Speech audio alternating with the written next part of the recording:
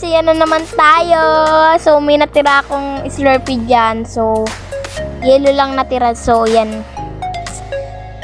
Prank natin ang pinsan ko. So, yan. Bubuksan na natin. Yan.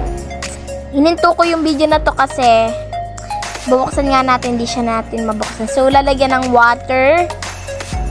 Tapos, isasarado natin yan. Syempre, sarado natin yan. Huwag natin ibukas kasi mapupunta tayo sa maling tao. So, ayan yung kaspinsan ko isa. Punta na tayo. Ayan na guys, malapit na ako. So, ayan na. Bibigay na natin sa kanya.